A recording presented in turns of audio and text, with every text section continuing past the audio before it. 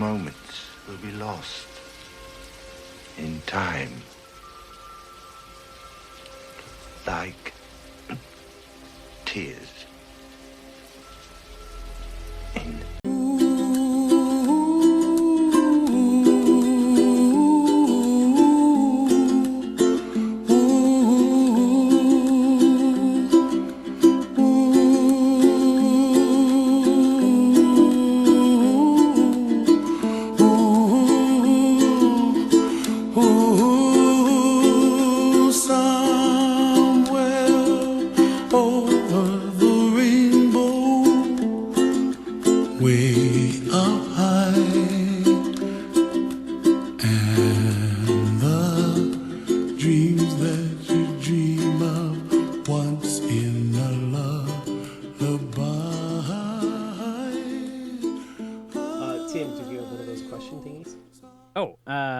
Do you have any pets?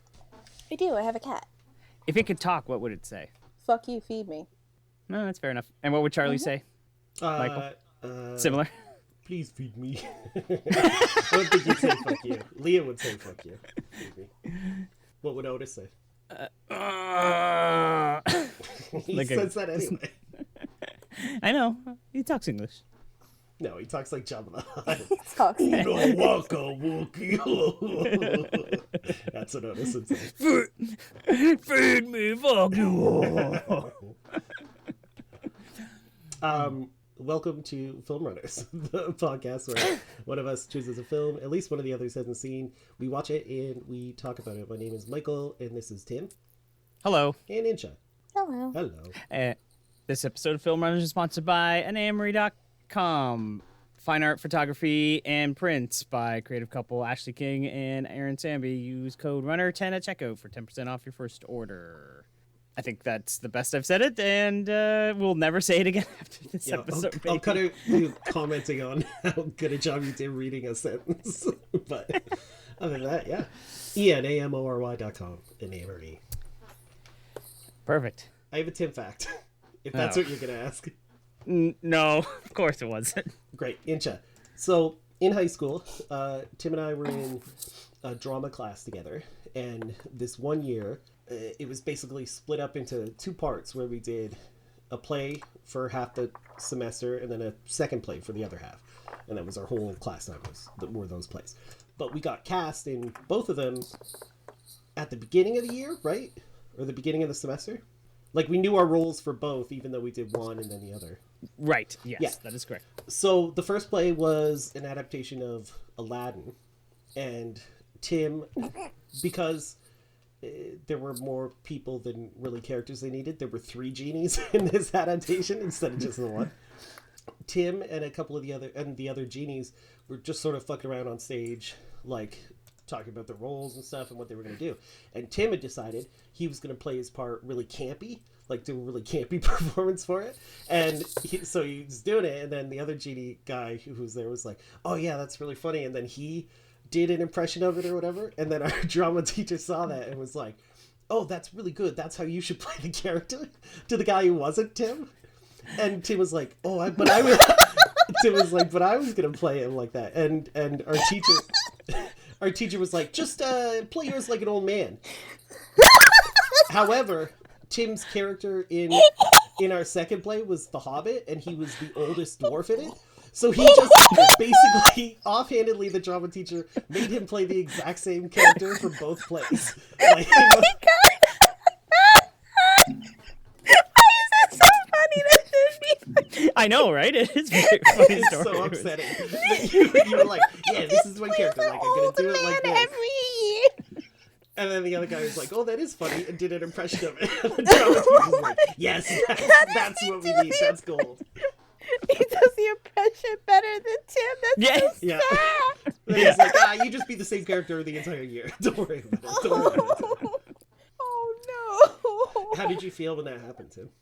Yeah, I was pretty upset. Like, not that he like if they told me, okay, he does that better, let him do it. That's fine. But don't just throw the same character at. Like, let me come up with something. Yeah, that's else. the funniest part. Is that I think he must have in his head knew you were playing an old man in the second one, so that was just immediately the first thing that popped into his head. He was like, "Yeah, you just play yours like an old man." But it's like you could have come up with a different character. Yeah. I could have fought back to it and been just came up with my own character anyway, but I think I was just so upset that somebody stole mine already that I was like, it's very upsetting.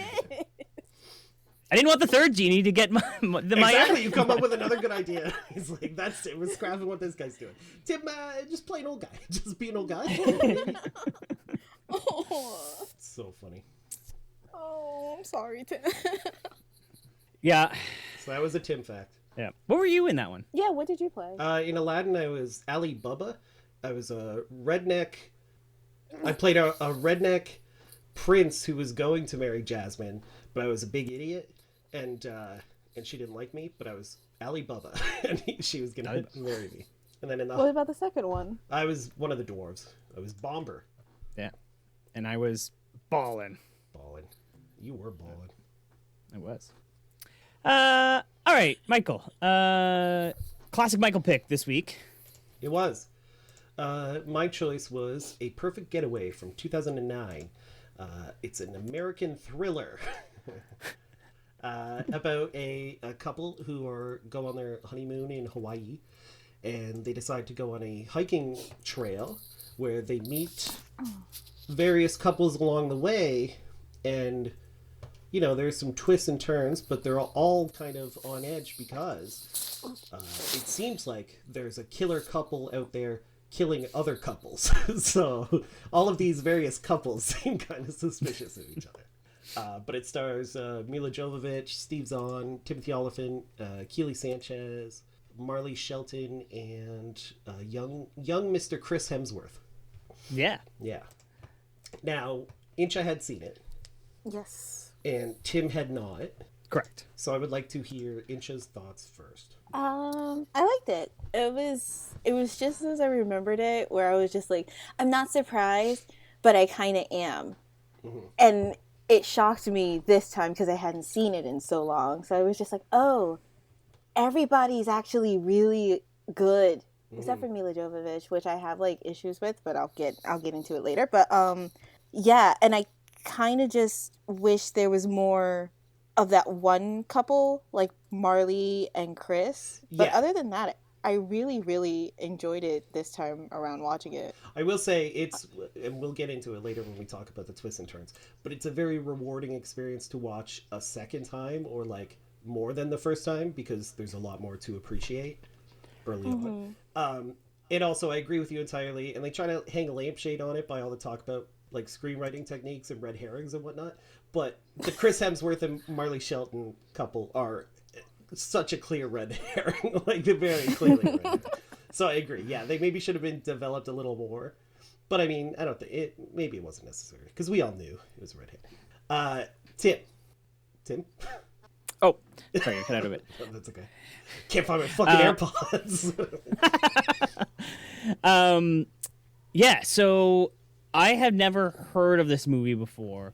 I had no idea of the premise, no nothing. And all I did was last week when you said this, I Googled it, and all I saw was the cover and the title. So I was thinking, at first I thought this was going to be like a heist movie. Oh, like because Getaway, yeah. I was like, okay, and Milla I'm going to say this wrong so many times this episode. Milla Jovovich. I think it's just Jovovich or Jovovich. I don't know.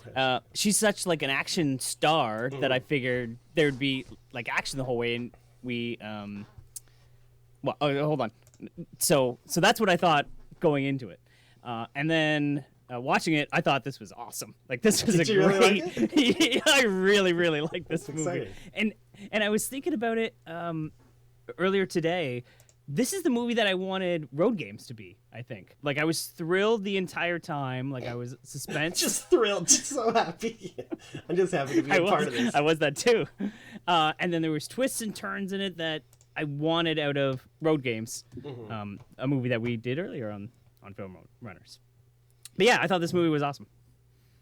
Yeah, I agree with you. I think it's an awesome movie. It does, like, I don't think it's not, you know, I wouldn't say it's a super important movie, but it knows what it is and it does exactly what it wants to do really well.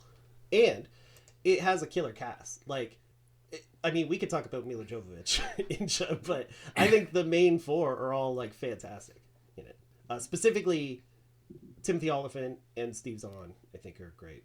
Yeah, they're both really good. I think, honestly, I don't know where Inch is going to go with her point on Milla, but I didn't think, because I thought she was, such an action star in most of those movies.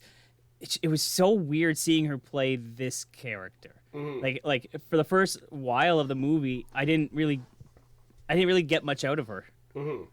until the big reveal at the end. Yeah, and part of that is an unfortunate sort of side effect of the game that the movie is playing with us, basically, in that they kind of have to play their cards pretty close to the vest at first.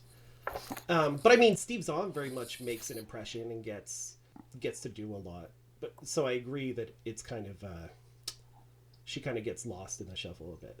But I really like Kiele Sanchez as Gina, Timothy Olyphant's couple. Yeah, she's a badass. Yeah, no, she was really good. Yeah. So the basic story. So the couple, newlywed couple, Steve Zahn and Milla Jovovich, they're on vacation and they decide to go walking on a trail, and they piss off these hitchhikers, Chris Hemsworth and Marley Shelton. But then they also befriend Timothy Olyphant on the trail, who's this guy who, he likes to talk himself up because he was in the special forces and he always talks about being a badass. And his girlfriend, and they sort of go together to this beach, and Steve Zahn and Milla Jovovich are seemingly suspicious because Timothy Olyphant is kind of a weirdo. Well, not only that, there's a murder on the island. Yeah. They're suspicious of him because, there was a murder too. Yeah, they were suspicious of a murdering couple, exactly. Presumably. So what was your issue with Milla Jovovich, AJ? I just didn't think she was that good of an actress in this. That's about it. No, I agree. And when I was for the first, hour of this movie, I thought she was not very good, and I don't know if that's because, like I said, that I know her for something else, and I just didn't like how she was playing this character. But yeah, I didn't think she was very good either. Like it was not good until you realize that she was playing a role of a completely different person, and then you're kind of like, oh, but that doesn't excuse why your acting is so bad. Like she's trying to mask her bad acting by playing a bad actress? Yeah. Is that what you're thinking? No, like it's just, I don't know. It's just half of the time it was just like, she's not very good, is she? Especially kind of like paired up with Steve and Timothy, and I forgot her name already. Kiele Sanchez. But I love her. Yeah. Like compare like Nikki from going Lost. up from Nikki from Lost. Yeah. Yeah.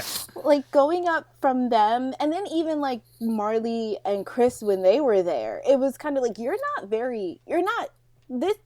you shouldn't be here. Like this should be probably a role for a whole other actress. Like it doesn't feel like a Milla thing. I will say, I'll stick up for her a little bit in that I think she's fine in it, and her story about her boyfriend and with the dead dog story, I thought it was legitimately very creepy, and she did a very good job delivering that.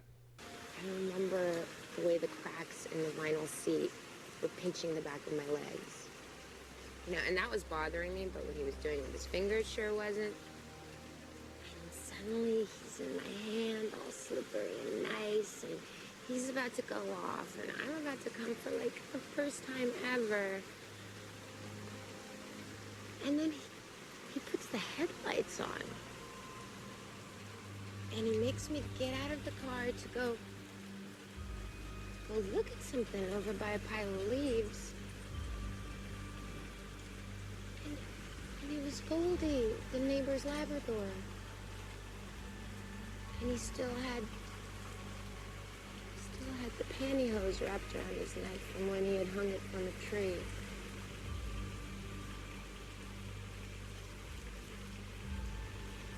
He said he would kill me if I ever told him.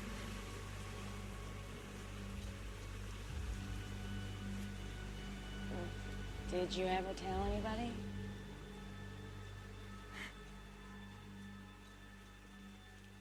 Yeah. Right now. I will agree with you on that one. So I want to. I don't know.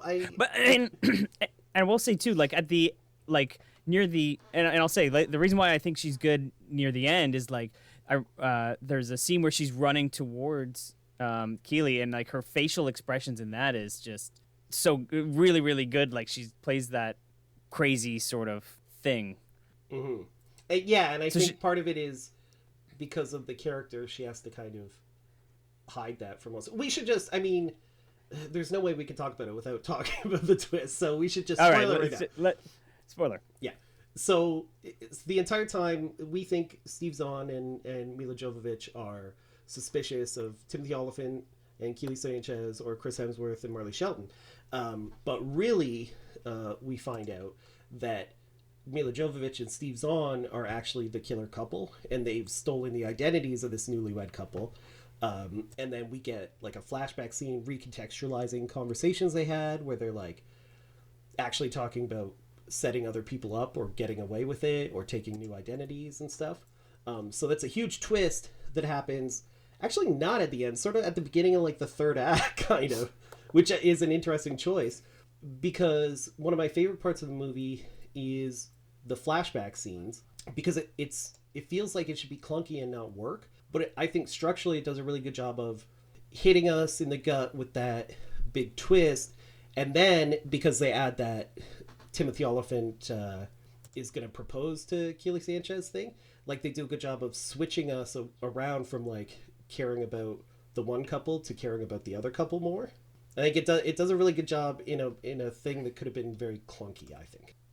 I will agree with you that I did like that scene. Like I liked knowing that Timothy Olyphant was gonna propose, but I actually thought that whole flashback scene was clunky and awkward. Like it went on way too long. It does go on long, yeah.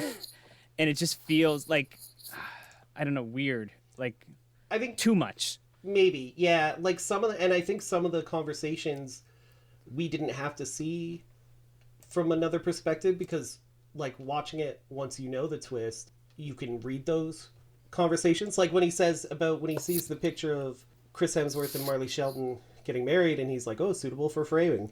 It's like, yeah, when you watch it again, that makes sense. But we don't need to see it and be like, oh yeah, I remember he said that an hour ago. Now it means a different thing. Like, I don't know if it's necessary. Right. So I agree it goes on too long. But isn't there, and there's the whole part with him like cutting his beard with scissors and then using the razor. Like, we get it, he's changing his identity. That went on for a good minute of him just shaving his beard. Yeah, and she was dyeing her hair, and most of that was like them practicing and getting into character and stuff. And also, that's how you shave a long beard, is you trim it with scissors and then you use a razor. That's how it works. I think it had some good... I like the style of the flashbacks, like not black and white, but that like blue and black and white kind of like, I don't know. I like the style. And there was a really cool shot in that when because they're watching the video of the couple's wedding as they're getting into these characters. And on the TV screen, it's the married couple holding their hands, and then they put their hands up in front of it in the same way, and it's really creepy, and I like it a lot. Yeah. Oh, you know what? I did like that. And I will say though, now that we know about the twist, Yes, sorry. Oh, sorry. What I was going to say is that I will say now that we revealed the ending that there's the twist. I was kind of suspicious from the beginning because the one lady at the wedding was bragging about banging Greg Zahn. Steve and Zahn. I was like, that can't be Steve Zahn. I was like, that can't be right. It's not. No one's gonna brag about having sex with Steve Zahn. It is funny because when I was watching it this time and like that line happens, I'm like, I don't think that ever comes up again, which is odd because you'd think if like that would be a thing about him having slept with one of her friends, or did he cheat on her? And then in my head I was like, no, we never meet the guy she slept with. Like, Steve Zahn isn't that guy. Like, I fooled myself into thinking that. But I was going to say, during the flashback scene specifically, while we were talking about it, I love Steve Zahn's like fucking cracked out rambling about the world not existing and unless he looks at it or whatever. Sometimes it seems like nothing exists until we get there, till we put our eyes on it. Like the whole fucking world was manufactured for our wants and needs, you know?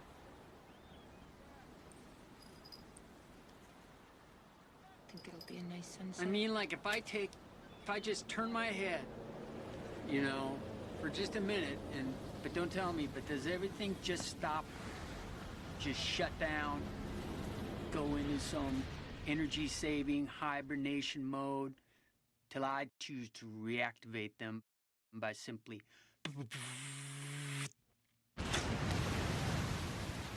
You should say sweet stuff to me sometimes. Look at this. Look at it. Fucking idiots, man. Just say it. How many times do I need to tell you? If there's anyone in this world that I could love, it's you. Why is that never enough? Just forget about it. Like, I really like that part. And when he's like, what's the line he says to her? He's like, oh, if there's anyone in this world I could love, it'd be you. And I was like, oh, that's so romantic. I mean, it isn't, but it's funny. So that's the good question. How did the twist, like, when that happened, when you find out they're the killer couple, how did you react? Like, were you, like, how did it play for you? I think I like it. It surprised me enough.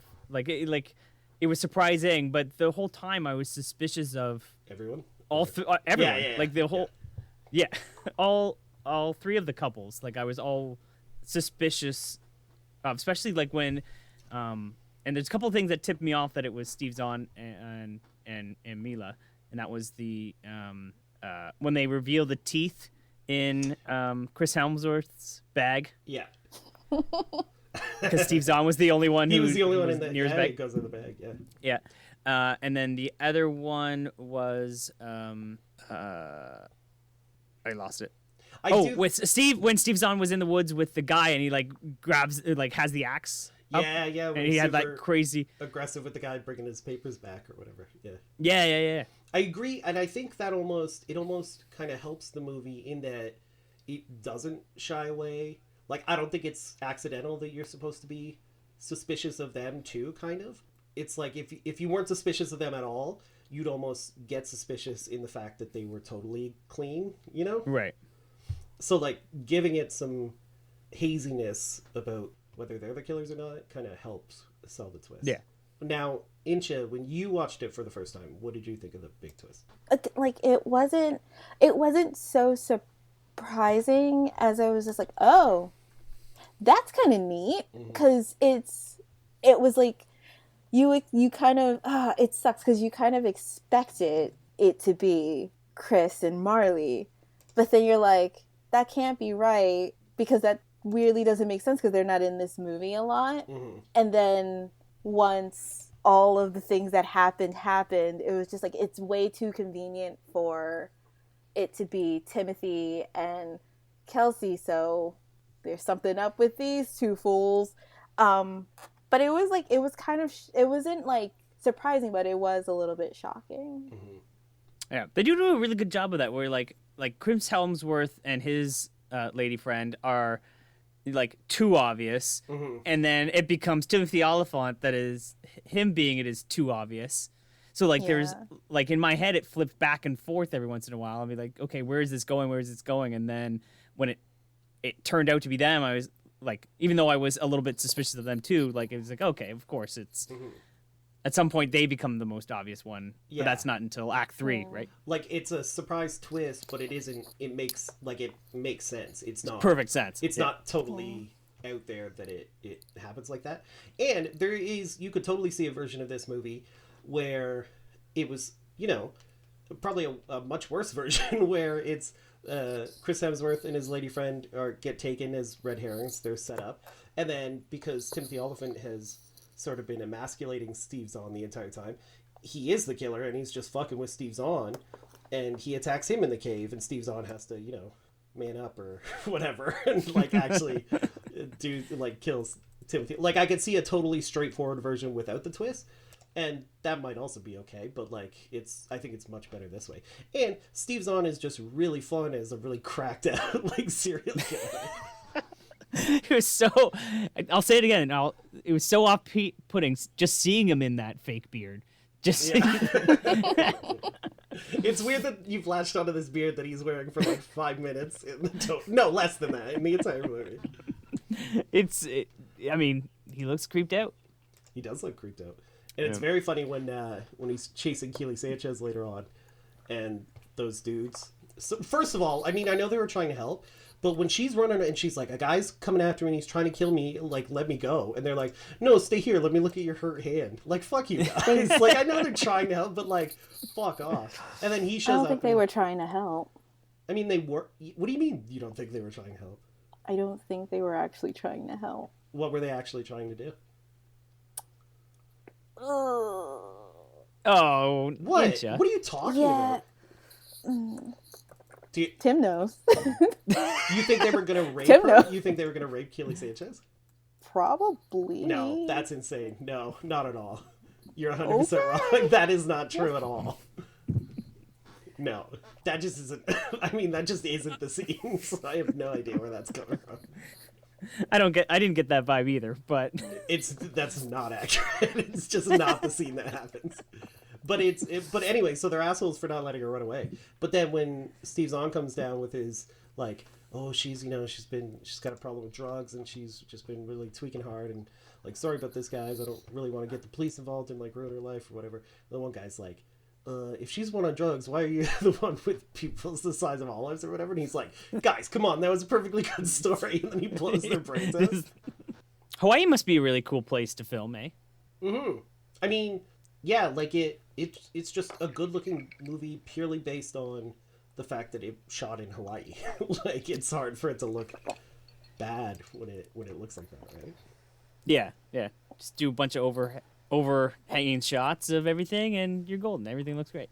But I will say, like, the editing in this is really cool. Like, at the end of the movie, there was like them running, and it did the bunch of cuts. Mm-hmm. I really like that effect that he used on that. Except for when it did the 3x3, or the 3 wide, where it looked like a video game of all three of them running. Yeah, I didn't like. I was gonna say, if you mean that, I wasn't a huge fan of that. It is. The ending has a couple of things. Like, I love in thrillers and horror movies and stuff. Anytime they use like really cool, sort of tactical stuff, like when she's on top of the caves and Kiele Sanchez puts her phone over the edge and takes a picture to see instead of sticking her head out. Like, so she doesn't fucking get shot at. It's like, oh, it's so cool when they do that with characters. Like, just a smart little thing. And then I also love the moment when she's trying to call for help, and then she's standing on like a cliff edge, and she sees Milla Jovovich rowing out into the water, and then she hears in the distance Milla Jovovich's voice over a walkie-talkie, and it's because Steve Zahn is climbing up the cliff closer to her to get her.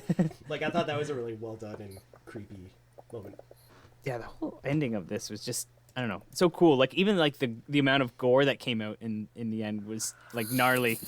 I was gonna say, so I always think of, so when Steve Zahn gets his hand cut into, yeah, I always remember that effect, but totally forget what movie it's from. So when it happened, I was like, this was the movie I was thinking of, because it's so fucking gnarly and gross when two of his fingers are like bobbing along with the other two. And then it's very funny because his other hand got stabbed when he's trying to shoot the gun. The guy right in front of him. And then Timothy Olyphant's like skull, like he had to like put under his hat. Oh yeah, he has to like flip his scalp back up and then wrap the thing on it. So good. Yeah, it gets like surprisingly gnarly. And puts the bucket hat. Yeah, puts the bucket hat back on. Yeah. Oh, and then the knife too, like it goes like in and then out of her leg. Oh yeah, when the switchblade gets stuck in her thigh, that was a good effect too. Like, there's a shot where you can like see, obviously not under her skin, but like the fake skin or effect, it looks like a knife stuck in a person's thigh. Like, it looks really gross. Yeah. Yeah, the effects are gross. I have a question. Timothy Olyphant's character. Yeah. Do you have to behead him to kill him?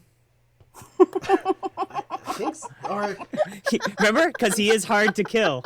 he's very hard to kill. He's hard to kill. He is. He's a goddamn American Jedi. So I don't know how you would kill him.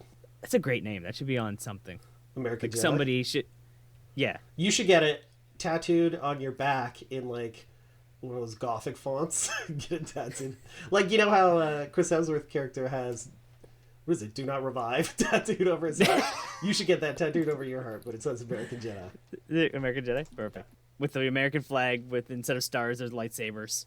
Instead of stripes, there's lightsabers. It's just lightsabers. It just means like, yeah, I think Timothy Olyphant is really good in it. Like, when you do, I would recommend, like, did Rachel watch it with you, Tim? No, she didn't. Yeah, she would maybe like it, right? Oh yeah. Yeah. I was watching it on my tablet in bed, so she was like overlooking it, and she's heard of it, but she's never actually seen it. So, Like, but yeah, no, this is the perfect movie for her. yeah, a month from now or something, you should like watch it with her. What? I will say, like, when I was done this movie, I immediately wanted to watch it again. It is, like I was saying, it's really rewarding to watch it a second time. And connecting it, like I was saying with Timothy Olyphant, is that his character is, once you know he's, like, Timothy Olyphant innocent, like, once you know he's not a creepy killer, like, he's just kind of a really nice guy. Like, he gets a little, maybe a little too fresh with Steve Zahn when he's, like, talking about, like, oh, I bet you always fly in first class or whatever. Just so I know whether or not to be offended, define situational awareness. What's the first thing you do when you step onto a plane? Maybe you have a sip of that fine champagne, huh? You do fly in first class, right? I put away my shit like everyone else. Well, when I board a plane, making my way back to the cheap seats, I clock every door. I pace off the distance between those exits and my seat. That plane loses power on takeoff, I can make egress in the dark, totally blind. If the aisle crowd's up, I'm gonna climb over the back of 36D. Guy with that shiny-ass toupee, make the over-the-wing exit. And I know the handle swings down, not up, and I know the door swings in, not out. And I know all of that inside of 30 seconds. Before they even pop the cork for you up there in Hollywood class. See, if you wait till emergency happens before you decide what to do, you're already dead. What chance do you have of that happening? Happened in Sioux City. Sioux City. DC-10. We rolled 4 times on landing. Wound up in an Iowa cornfield. 112 people dead. Yeah, I remember seeing that on TV. Yeah. I saw it from the inside. He is really hard to kill. But other than that, he's just really talkative and helpful and nice to them for the most part. But when you see it the first time, it does come off as super suspicious. But I think it's kind of a difficult character to be like suspicious, but we still need to know him enough so that when the turn happens, we're like, oh, okay, you're our new like main person. So we are rooting for you. Like, he has to be a really enough character, but still kind of mysterious. But once we know it switches, we're behind him. And I think it's complicated, but he pulls it off. I think. Yeah, they start doing a lot of that when they pick up Chris Hemsworth and his girlfriend. Like, I feel like they immediately, as soon as they got to the beach, they started making Timothy Olyphant like a much nicer character. Yeah, he's playing football. You can tell even before we find out he's gonna propose. You can tell he's gonna propose. Like when he's like, "Oh no, I want to take." And Steve Zahn's all cracked out. He's like, "No, come on, let's go." He's like, "No, I gotta get Big back for that sundown walk." Yeah, they do. Like, it's almost another version of the story. It could be a totally separate killer. Like, you think everything's in the woods. Or everything's in the woods, out of the woods. And they're all good because, like, Chris Hemsworth got picked up and he can go back to jail or whatever. And everyone's all happy. And then it turns out somebody we've never even seen before is the real killer who is following them there. And then all 4 of the leads could have been... Like a buddy cop,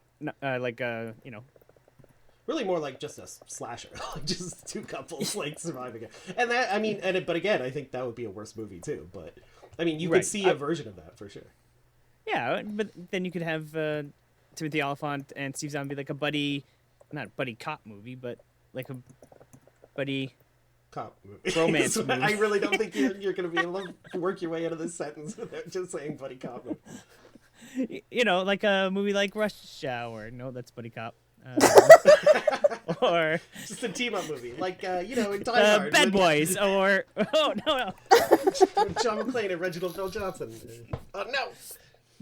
Or no, like I know what you're talking about, like Lethal Weapon, something like that. There you go. Yeah, which would be cool because by the end of the movie, I was like, man, I would like to have seen another movie with Timothy Olyphant and Kiele Sanchez's characters in it. Even though I don't even know what that movie would look like. Like, how could you make a sequel to this movie? But they were cool. I liked them all a lot. I think there could be like a prequel of just Timothy Olyphant's character in the war. No, that's American Sniper. Never mind.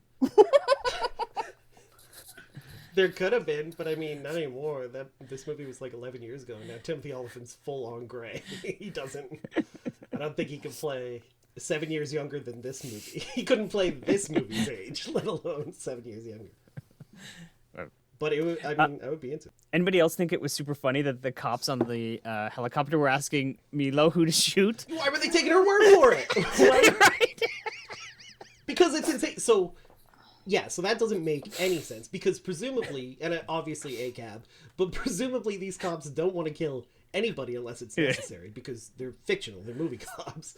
The only thing that he should be doing is like talking on the PA, because Timothy Olyphant has a gun to Steve Zahn's head, and Steve Zahn's rambling, druggy ramblings. Being like, you can pull the trigger, you can't kill me. But the guy, which is super cool, by the way. It was cool, yeah, I like it a lot.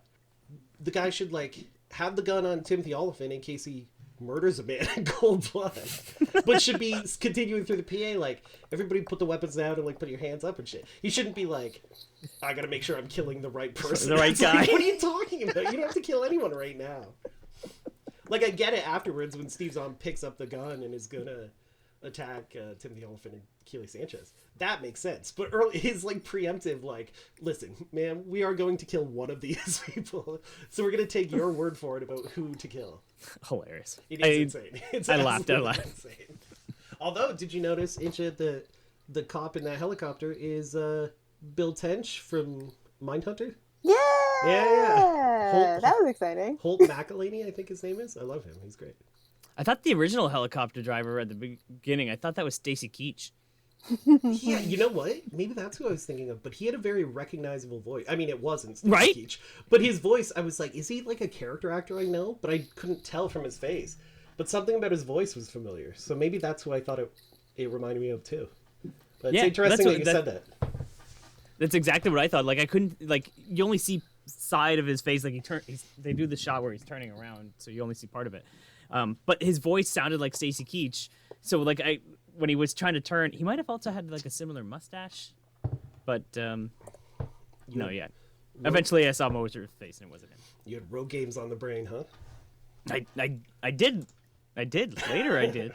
Like, this is a good example of where I was trying to say in the Road Games episode. The entire time they feed you like threads of that it could be somebody else, and then it turns out it is.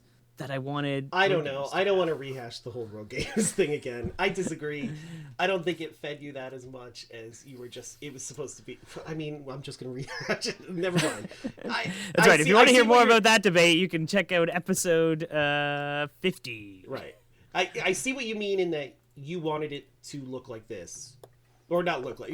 I know. Yeah, like story wise, you thought something like this would have played better in Road Games. I disagree. I think they're both good in their own right. but yeah, I understand what you mean. One part I didn't like, and it's the first. I feel like, unless I blocked it out of my memory from the other times I've seen this movie, I think this is the first time I've noticed it. But when they're walking across that bridge with the rope or whatever while they're hiking, and like other hikers are coming away from the beach, and one goes by. And the hikers, they're like, oh, how is it? And he's like, oh, it's beautiful, blah, blah, blah. And then a hiker going by is like... Lots of twists and turns ahead. I was like, come on, movie. Come on. Unnecessary. I didn't catch that, but that'd be very funny. It is funny, but it annoyed me. I was like, you son of a bitch movie. Also, I like that, because it's annoying in movies when, like, the fact that Steve Zahn's character, or the guy he kills and takes his life, is a screenwriter. So when you find that out, I'm like, oh, great, this is going to be a real, like, self-insert kind of thing. Right. But it was, like, pretty self-deprecating. You know, like, even the character he was playing was kind of a loser or whatever. Like, there was nothing really... And even the sort of meta dialogue about red herrings and second act twists and stuff like that, it wasn't, like... Yeah. It wasn't unbearable. A screenplay writer, huh? We just say screenwriter. Any movies I might know? Well, actually, my first script is in pre-production right now, so if you ask me again the same time next year. Who's in it? Still trying to figure that out, still casting up. So. Well, Nick Cage is always money in my book. I like how he gets all intense right at the end of the sentence. So you got a good Act 2 twist. Yeah? Yeah? It's, Are you in the business, Nick? Me? No, no. I mean, I just took some course. One of those writing boot camps. I had so many ass-puckering experience in life. I figured, hell, I'll just throw it down on paper and make myself $1 million. Yeah, it's not that easy, is it? I liked it all, except the paperwork. You know, actually making pages, just... but I got the basics down. 3 acts, Here with the Journey, Red Snappers, all that shit. Red Snappers. Yeah, you know, you bring in a character just to fuck with the audience, to try to throw them off track by It's the... a herring. It's a red herring. I'm pretty sure it's a snapper. You know, like, worst case scenario, it was, like, fine. But it Yeah. wasn't, like, nothing was too egregious or, like, too hokey, other than and it wasn't even about movies, lots of twists and turns of it. Like, shut up. Well, it's funny because, like, when I was, like, I took everything at, like, face value. I didn't look into it. Like, that didn't tip me off. Yeah. The entire... And so I bet you on a second watch, I'd be like, oh, okay. Yeah. Haha. Ha. Yeah, because he is, like, Timothy Olyphant is legitimately interested in the guy being a screenwriter, and, like, he loves telling his badass stories about being an American Jedi. So it's like natural. It comes out of the characters talking, right? But then there is also the second layer of them sort of hanging the lampshade on some of the shit the movie's doing. Which is cool in a second watch, but maybe a little too cute, but I didn't find it too bad. Like, I hate when movies, especially when they don't do it... I mean, that's every movie. I hate when they don't do a thing they set out to do well. But, I mean, it can get really, really grating when a movie tries to be super, like, meta. I don't like it. Right. Yeah, I hear you. It's like nails on a chalkboard. So, like, there was a scourge in the 90s of Tarantino ripoffs and shit that are just so bad. And, like, don't get why Tarantino movies are usually pretty good. Like how do you mean that would be, like, too tongue-in-cheek or whatever? Well, whatever like, you said. because Tarantino popularized, like, you know, talking about media and movies in particular in their movies and getting meta in that way. So then a lot of movies thought that detached cool guy dialogue and just any pop culture references would work and count, and people would think it was as good. But it's like, when movies talk about movies, it gets kind of annoying. Or even pop... Like, in the Kill Bill movies, I'm not a huge fan of. But at the end, when Bill is talking about Superman and Clark Kent, like, I think that's bad. I don't like it. And it's one of the only times I think Tarantino, it's a big swing and a miss for Tarantino when it comes to that dialogue. But a lot of people loved copying his movie. And even, like, same with, you know what? Kevin Smith dialogue. Everything after Clerks, basically, is what I'm talking about. Yeah, okay. I get what you mean. So when he's, like, the conversations about, like, Saddam Hussein having a bunch of Silver Age Marvel comic books, or, like, talking about aspects of films, or even calling himself an American Jedi, or the Cool Hand Luke stuff, like, that's aspects of that. But I think it's pretty, you know, naturally laid into it. I don't think it stands out as bad. But it can what I'm saying is it can very easily go wrong and get annoying. The custom ringtone on the girl's cell phone kind of took me for a loop. Like, that's just not a thing that exists anymore, right? What was it? It was a custom ringtone. Like, I don't remember the song. Was it the Dukes of Hazzard? Was it? It could have been. It feels like it was a Dukes of Hazzard. No, that's No. that's Like, yeah, yeah. The Dixie. Heart of no, it's not Heart of Dixie. That's TV show. I don't know. that's a canceled TV show from years ago. Sorry, Rachel Wilson. Yeah, Rachel Wilson was. Yeah. Anyways, whatever song it was, it took me for I don't know. I had an immediate flashback to 2009. Old phones. Yeah, it's so funny when he's like, when Steve Zahn's trying to get more information about the murdered couple, so he's like Googling it, and just the old timey like user interface of the phone. It's such like crazy flashbacks, and even just the physical like ka-chunk of the button as he's like scrolling down and entering on the phone. Right. That's so like, because technology like speeds up so quickly nowadays. Like, this movie is what, 12 years old, and like it was like, haha, they're on whatever. But then on like cell phones with weird interfaces and ringtones. But then like anything pre like the 90s, anywhere in the 90s would feel like the same. I agree. It's a very weird thing how quickly things seem so old. Yeah, how fast things have aged in just that short amount of time. Yeah. Because smartphones are ubiquitous now. Like, everyone has a smartphone, or they just don't have a cell phone, basically. Like, no one has an old-ass brick Nokia anymore. Yeah. So, yeah, it is... Yeah, it's weird. It is funny when he tries to pull up Google on, like, his smartphone, and it is, like, legitimately pixelated. Couldn't see. Yeah. It was... Oh, yeah, it was actually him. Mm-hmm. Yeah. So he was trying to... So he was trying to see if they could tell if it was him. Yeah, when he says, remind you of anyone, and they're looking at the picture, it's of themselves, but because they stay in character, it's saying that, like, oh, that was us. Yeah.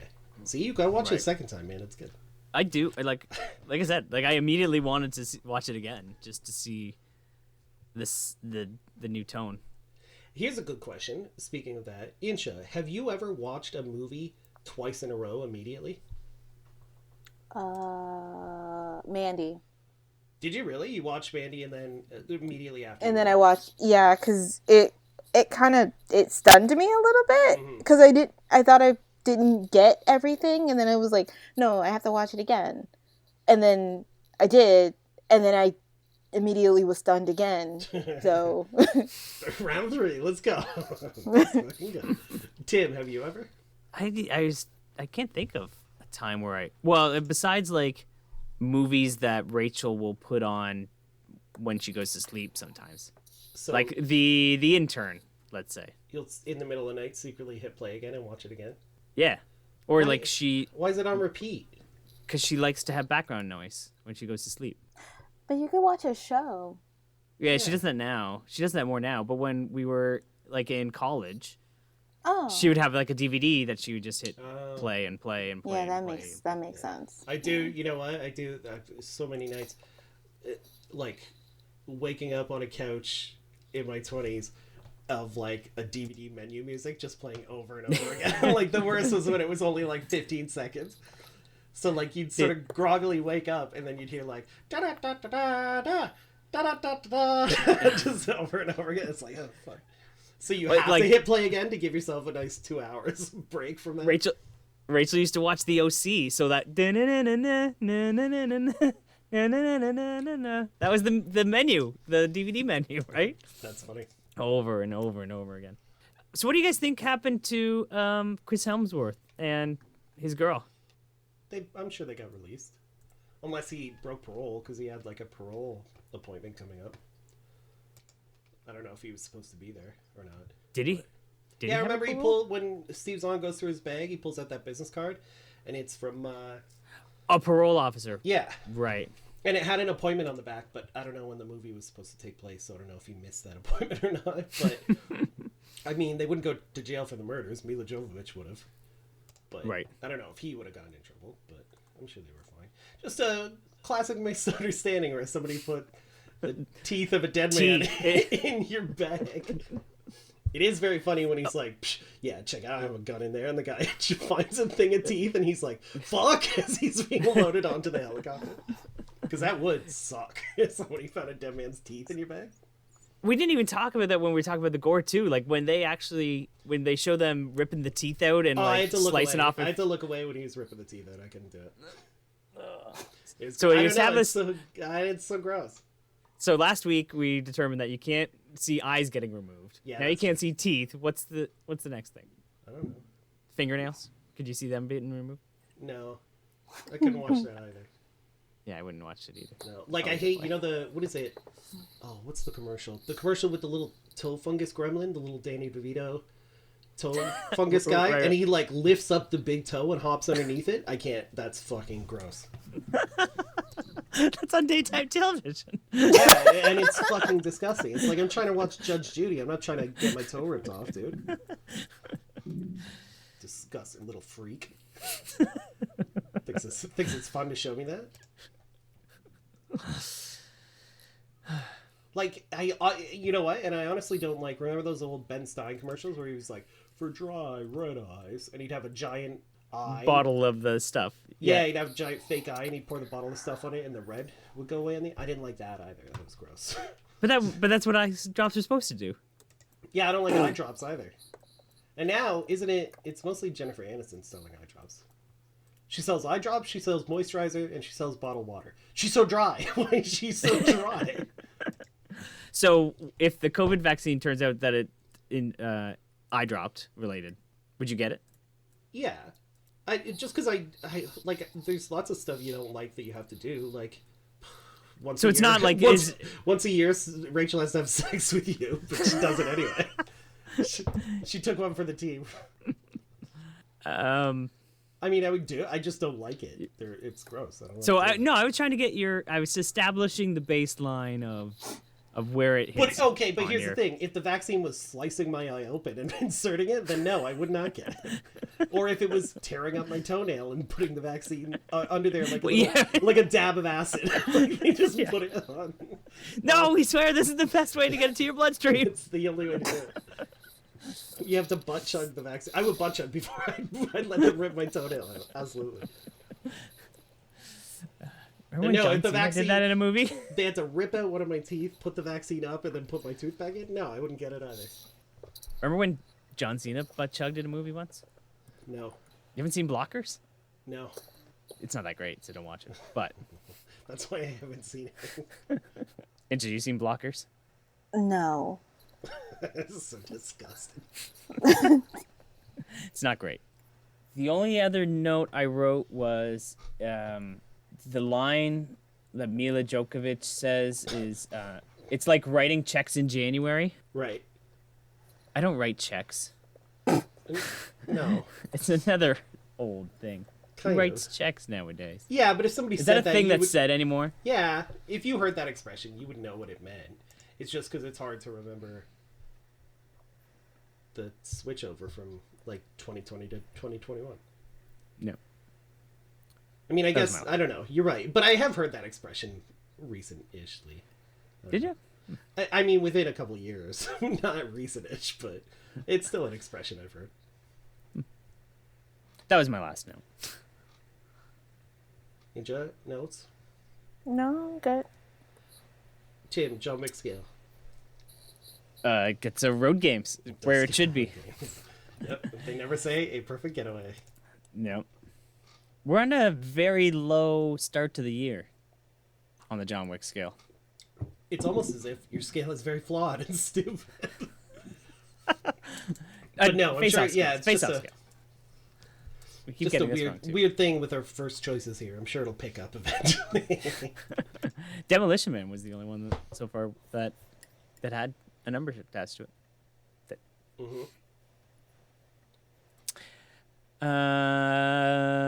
Okay, I guess it's time for cameo. But now I know you're just a cameo. Oh, oh, oh. Oh, oh, oh. Now I know you're just a cameo. Oh, oh, oh. Oh, God. Oh, I have that.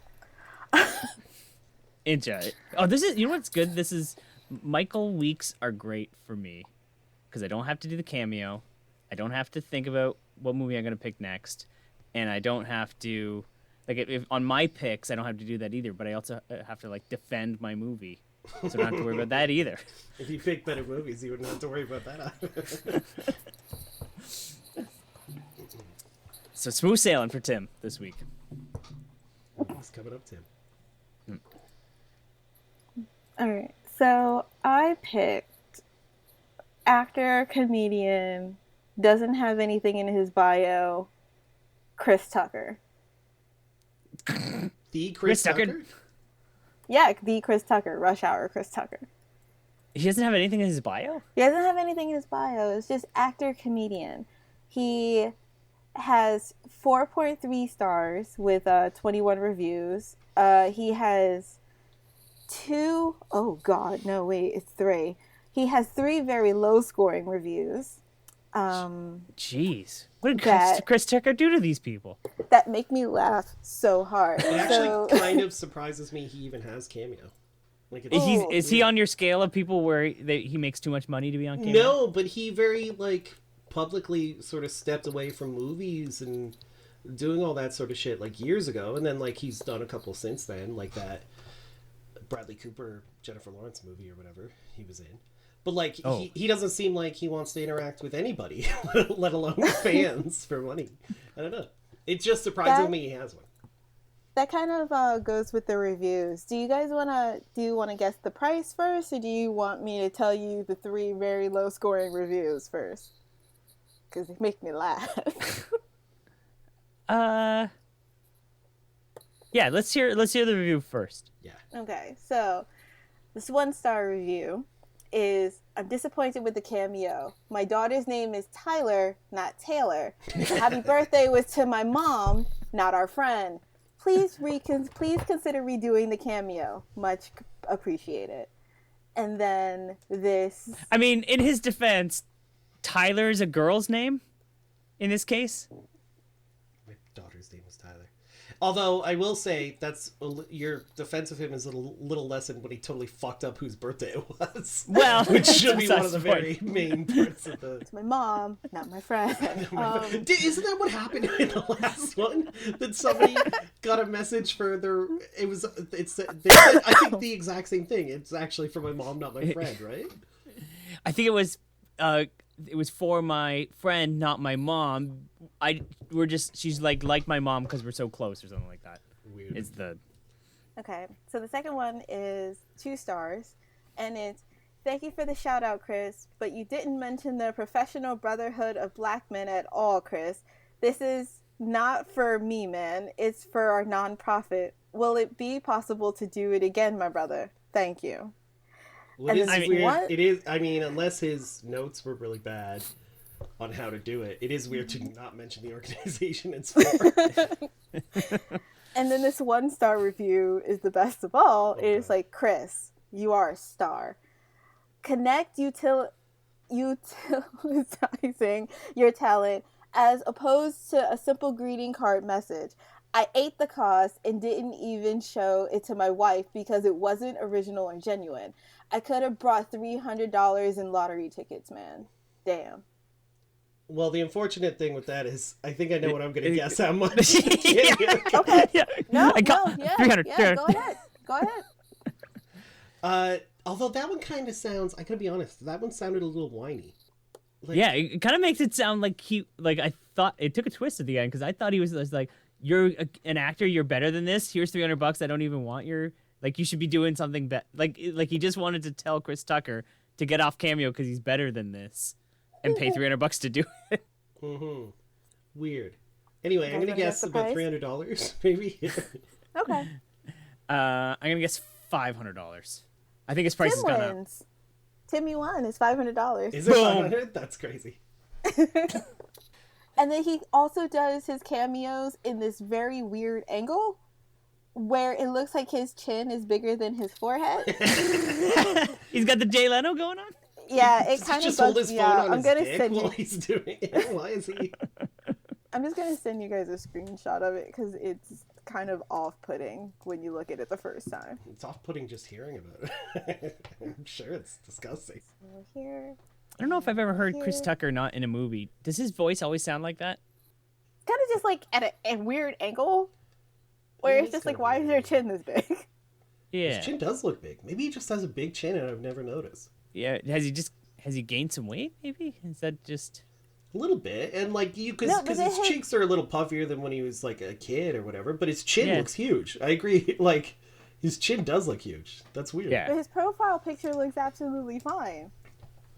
So it's very weird? Yeah. Hmm. And then he always takes like cameos at his front porch, it looks like. I was gonna say somebody let Chris Tucker in. I don't know why he's out there. Like, Does he do him on a smoke break? Like he has to go out to have a smoke and I'll bang out a few cameos while I'm here. It's Maybe. literally the same porch. Except for when he's inside of his house, I guess, and they're on the stairs. it looks like he's live streaming himself as he's about to show up to his relatives for Thanksgiving. Like he's like, all right, everybody, I'm about to walk in. I brought the stuffing, so it's gonna be really good. And We'll get their live reaction. Here it goes. here we go. Can we get some hearts going in the chat for my Aunt Lil? Let's go. Very weird. So I'm gonna say not worth it. Well, especially with those reviews, not worth it. But I would have, if I didn't get tipped off to the $300, I was actually gonna go higher. I was thinking close to $1,000 for Chris Tucker. Like I feel like Chris Tucker would think he's worth $1,000. I was gonna say it because I knew he was kind of not curmudgeonly, but he just didn't really like doing the celebrity thing, things. which I totally respect. Or whatever. I would have thought he'd be like, yeah, I'll get on Cameo for easy money, but make it like $700-800 for me to do it. So I'm like absolutely not surprised. I just with those bad reviews, I just wouldn't get it. You think I could get him to do it in the Fifth Element character? Ruby Rod? Yeah. No, I don't think you could. I just found another 1-star review. Oh, good. Oh. Is there any way we can get it redone? He said Calabria wrong. Is Calabria like collaborate? Oh, it's Collabora. Collabora. Like collaboration. And he probably said it Collabora. Or Calabra. Calabra. Honestly, That seems like a that's very nitpicky thing to do. Yeah, I don't blame Chris Tucker. That's not a normal thing for a person to say. Like, you need to really phonetically like emphasize how that is said if you want that said. I do like the Was it a happy birthday was to my mom, not our friend. Yeah, that's the best. I feel like that because very clearly he just wasn't paying attention to the instructions or whatever. Also, the one where he totally forgot to even mention the organization the thing was for. Where it's like, he just mentioned, like, Steven, hey, how's it going? It's great. And Steven was just the guy who bought it, but I'm sure he wrote in the notes, this is for. And then the organization. Like, yeah, have a great day, Steven. I like that. So that's why I would say not worth 500. Other than that, I mean, it's pretty close. I don't know. I kind of do think he's a little close to being worth it. Maybe Like I'm worth switching 500. it. Maybe he's not a cameo. Maybe I'm saying yes. I would pay $500 for Chris Tucker to fuck up my cameo. Here's the thing: is that if you didn't know about those reviews, you might have thought he was worth it. Yeah. Yeah, because all the other ones are like 5 stars with like, awesome, Chris, my man, you're cool. People named Bob are getting into no organizations. I'm just Bob, and I want you to say hi to my mother. It was A-Town, Chris, not A-Team. What the Yeah, Cammy, I think Chris Tucker's worth $500. Yeah, I'm gonna say I think yes. he's worth it. Yeah. Ruby Rod's got to be worth it. That's right. You Also, should collaborate on one to call like Tim, like Tommy instead of Tim. That's just bad. it's just not reading it at all and guessing. It's just guessing what you think it is. Inches, to you, is Chris Tucker worth $500? Oh, absolutely not. No. All right. I don't want the chin. The chin kind of fucks it up for me. I'm not gonna lie. It is odd. Maybe he got an implant. Have you seen those conspiracy theories about Tom Brady's chin? No.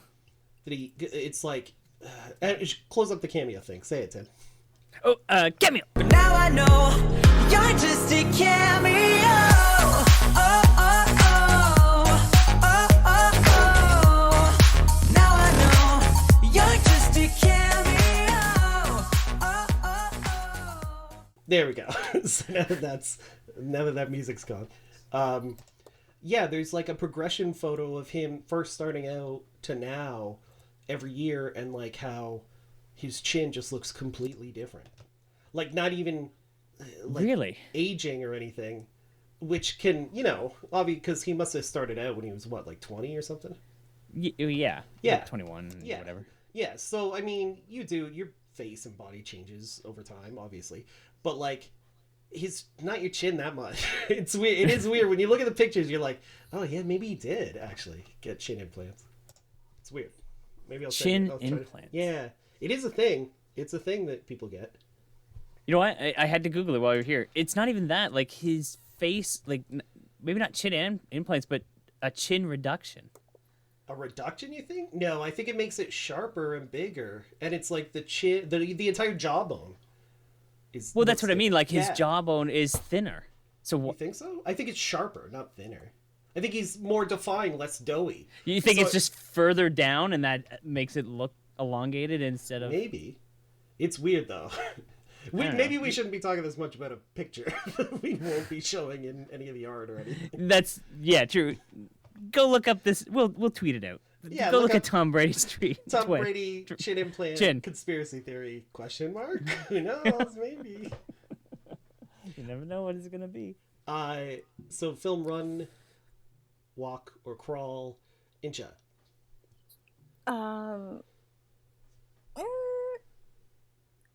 Film walk, because it's not a thing that you need to see immediately, but when you do see it, it's a really fun ride.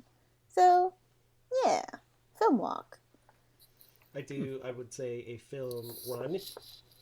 I think it's, great movie. Pulls off the twist without being annoying, and a really great cast. Tim. I'm gonna film run this as well. I went in going blind, and it blew me away. You went in going blind? It was awesome.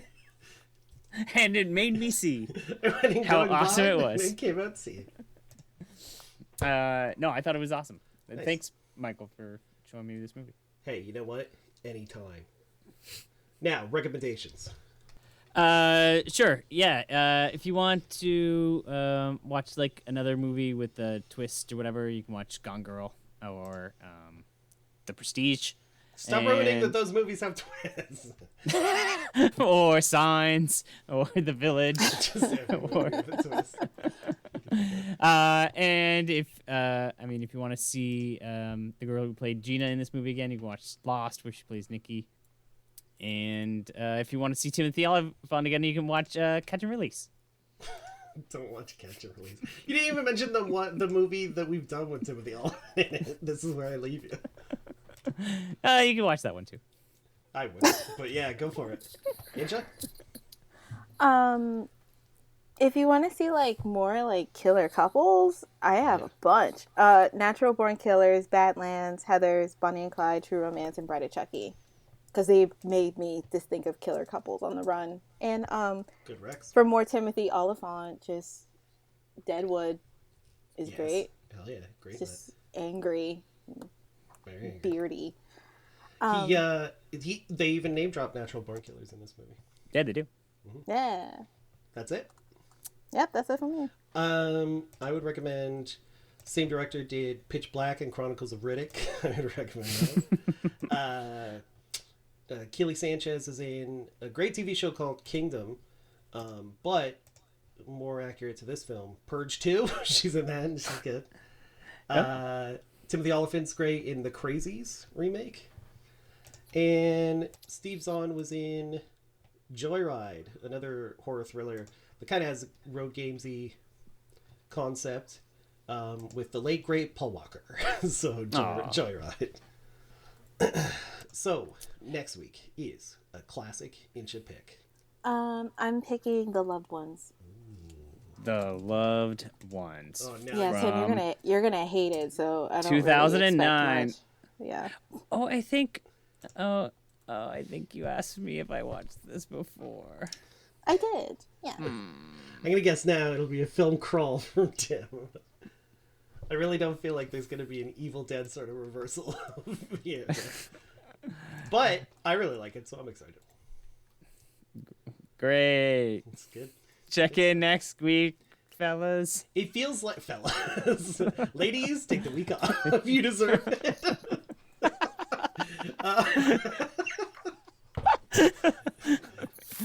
It really does feel weirdly as if it's just targeting you and specifically picking horror movies to make you watch. This is because I didn't like Get Over It, isn't it? No, I just really like this movie. I just want to pick it. You're kind of an After Effect. I'm sorry. No, it's okay. I mean, you might like it. You might. Yeah. Yeah, you never know. Go in with an open mind. You might like it. You like one of the Saw movies, right? One of the... Well, yeah. Yeah. Well, you like all of them, like 10%. So that's like it one, like 80%. To you, sweetheart, aloha, aloha, from the bottom of my heart. Keep the smile on your lips, brush the tear from your eye. One more aloha, then it's time for goodbye. To you, sweetheart, aloha. In dreams, I'll be with you, dear, tonight.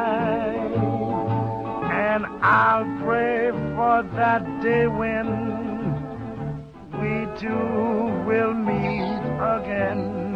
Until then, sweetheart, aloha.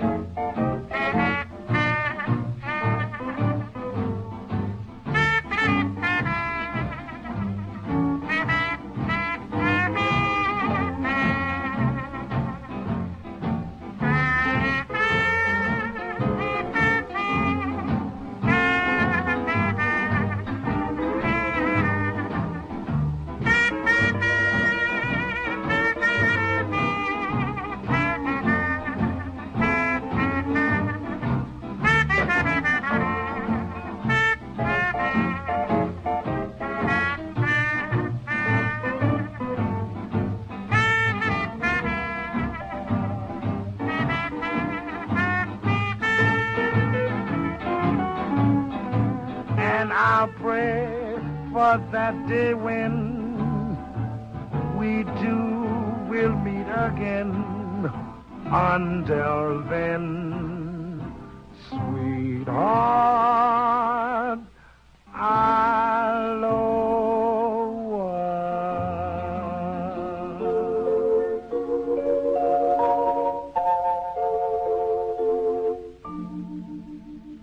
Guys, that was a perfectly good story.